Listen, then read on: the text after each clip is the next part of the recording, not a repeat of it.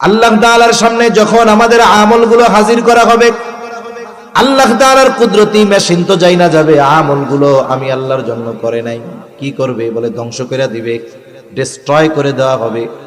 আল্লাহ তাআলা বলেন, ওয়াকাদিমনা ইলা মা আমিলু মিন আমালিন ফাজআলনাহু হাবাআম মানসুরা।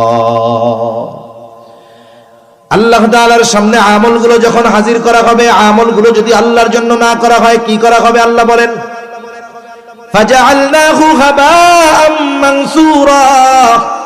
ওই আমলগুলোকে আমি আল হাবাউল মানসুরে পরিণত করব, নিশ্চিহ্ন ধুলায় পরিণত করে দেওয়া হবে।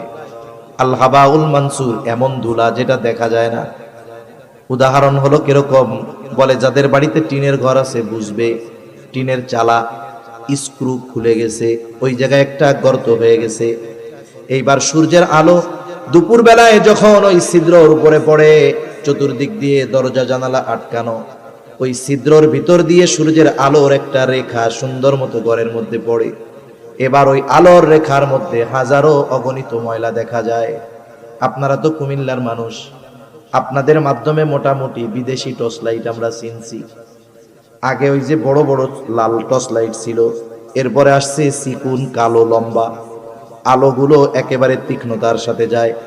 আলোটা যখন ফাঁকা জায়গায় মারা হয়, ওই আলোর রশ্মির ভিতরে অগণিত ময়লা উঠতে দেখা যায় কি যায় না?